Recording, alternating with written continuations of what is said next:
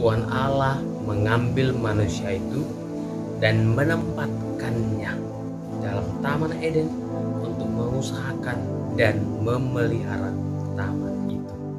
Kembali saya menyapa saudara di channel Courage Message Marganda Sialagan.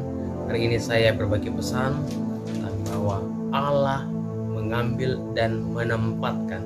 Tema ini saya bagikan bagi kita untuk kita percaya semua yang terjadi ini tidak lepas daripada perhatian Tuhan. Dia tahu, dia mengatur. Allah menciptakan manusia dengan tangannya. Dia menciptakan manusia, bukan dia tinggalkan begitu saja. Setelah Allah menciptakan manusia, dia menjadikannya, dia mengambilnya. Allah mengambil dan menempatkannya. Dua kata ini coba kita perhatikan. Allah mengambil dan menempatkan. Artinya apa? Keberadaan kita bukan kebetulan saja.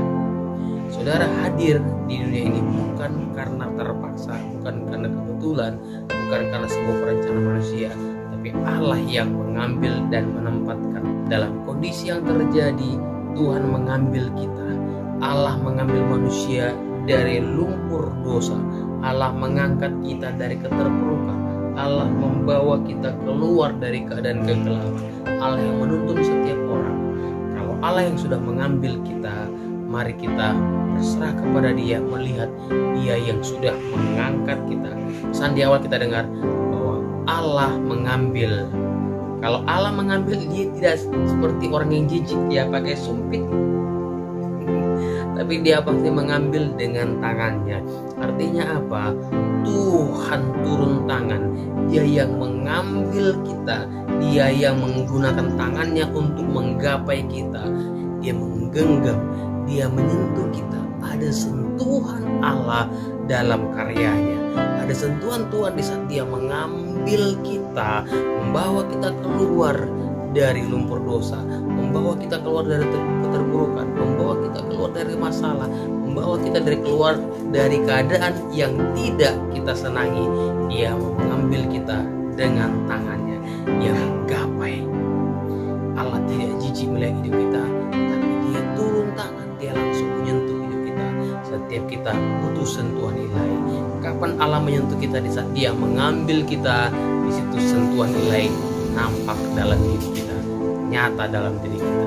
Jadi kalau saudara menganggap Allah tidak pernah menyentuh hidupku, dengan saudara diambil Tuhan, dibawa keluar dari dosa, saudara bisa keluar dari keterpurukan, saudara mengalami peningkatan, itu Allah sudah menyentuh hidup saudara.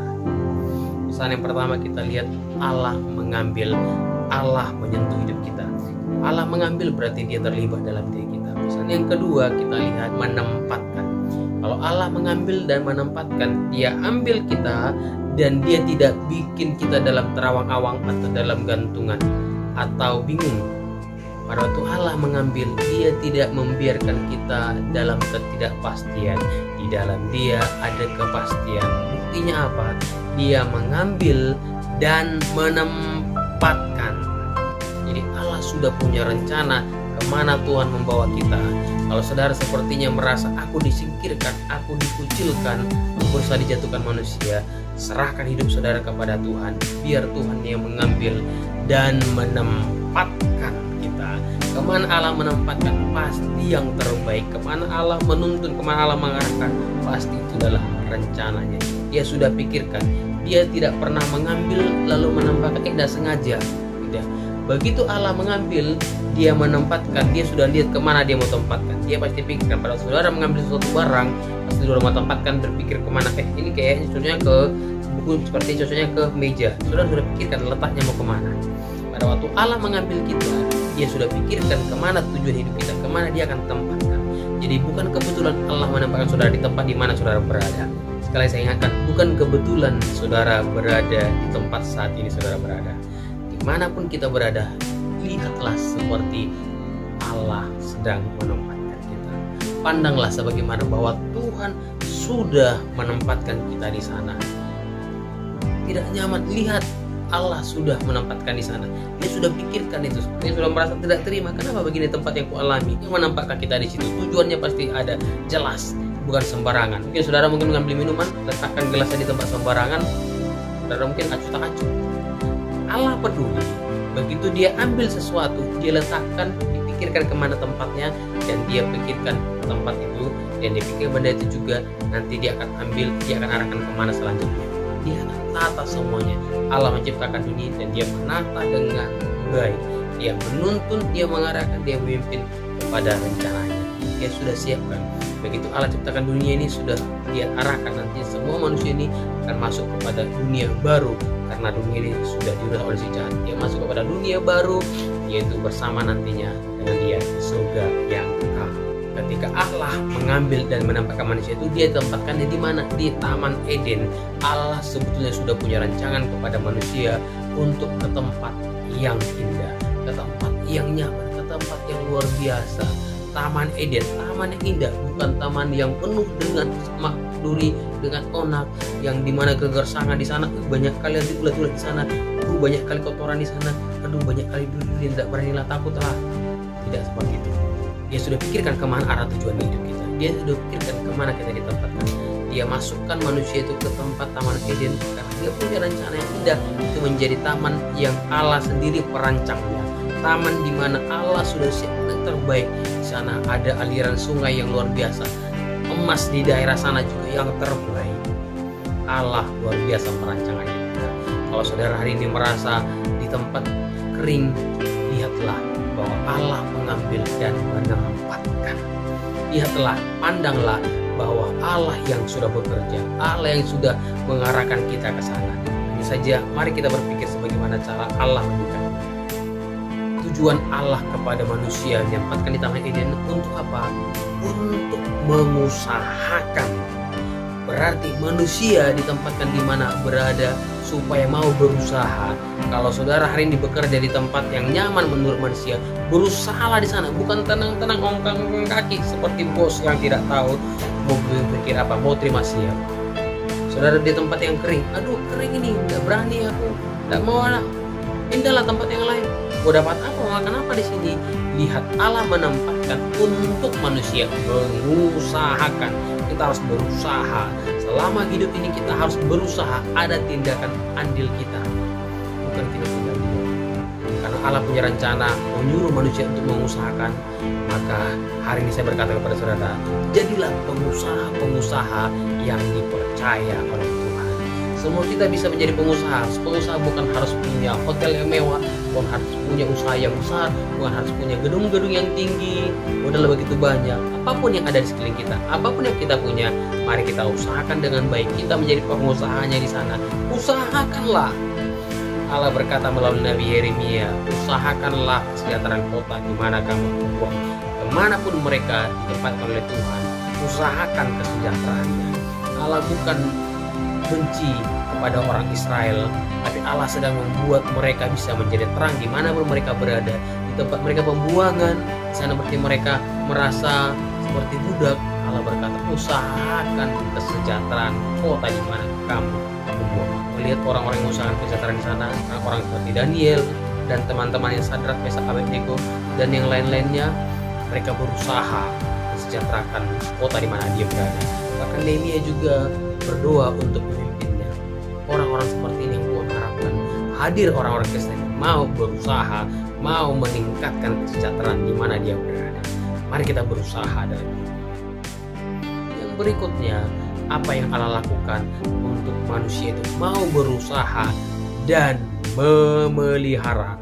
Kalau di mana saudara berada, jangan menjadi orang perusak, bukan membawa gara-gara, membuat kekacauan, membuat orang emosional, tapi bawalah keadaan itu menjadi keadaan yang kita pelihara. Bawalah kedamaian di sana. Bawalah kedamaian daripada Tuhan di mana berada. Biar orang bisa melihat bahwa kita ini adalah orang-orang yang membawa damai. Orang melihat bahwa kita ini adalah orang-orang yang disenangi, orang-orang yang diharapkan. Peliharalah. Saudara tak pelihara berarti dijaga, dilindungi, seperti dilihat menjadi milik sendiri. Kalau saudara punya rumah, saudara biarkan kotor, berarti sudah terpelihara, saudara acuh, bukan seperti menjadi pemilik. Tapi kalau saudara punya rumah, saudara pelihara, saudara jaga. Karena apa? Karena saudara menganggap itu milik sendiri. Dan saudara punya hati, punya terbeban buat keadaan itu. Kalau saudara terbeban, saudara merasa percaya oleh Tuhan, merasa bahwa saudara hadir di dunia ini karena Tuhan yang mengambil dan menempatkan kita. Dengarlah pesan Allah hari ini. Usahakanlah dan pelihara keadaan di mana sekeliling kita, biar orang bisa melihat kita ini adalah anak-anak Allah. Jadi Allah bukan membuat manusia itu menjadi seorang yang tinggal tenang, diam-diam saja, tidak mau berbuat apa-apa. Di saat kita memiliki sesuatu, di saat kita ditempatkan dalam keadaan yang enak, keadaan yang basah atau kering sekalipun, Allah punya rencana biar kita mengusahakan. Ada tindakan kita, ada andil daripada kita, ada rasa care, rasa peduli kita.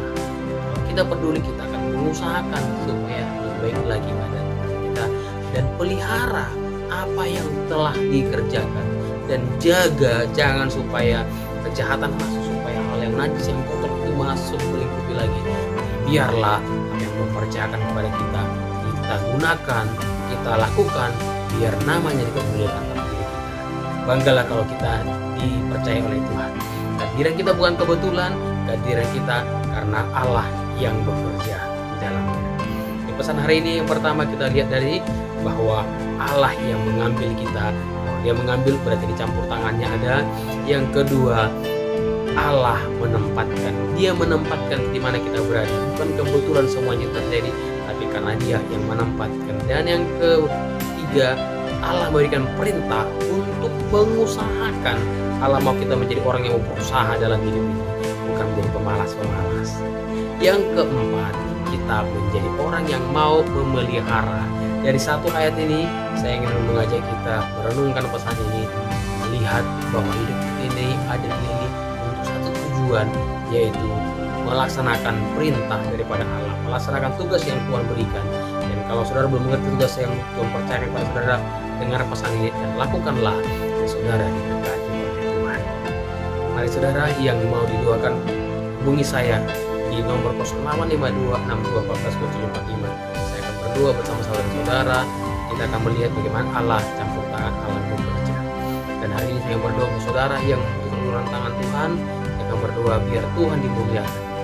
Tuhan, aku berdoa buat setiap orang yang mendengar pesan ini, biar orang-orang dikuatkan, diyakinkan bahwa Tuhan yang mengambil hidup setiap kami, Tuhan yang menempatkan kami di mana kami berada, tempat lingkungan kami yang mungkin enak, mungkin tidak enak, tapi kami percaya Allah punya maksud untuk menempatkan kami di sana, dimanapun keadaan kami, dimanapun lingkungan kami, supaya kami punya tugas untuk mengusahakan dan memelihara. Terima kasih Tuhan, Yesus luar biasa dalam hidup kami. Syukur buat hari ini kami percaya kami adalah orang-orang yang dipercaya oleh Tuhan. Terpujilah Tuhan dalam nama Tuhan Yesus. Haleluya. Amin. Tuhan berkati saudara, percaya saudara diberkati Tuhan. Tuhan memberkati. Selamat menjalani hari. Haleluya.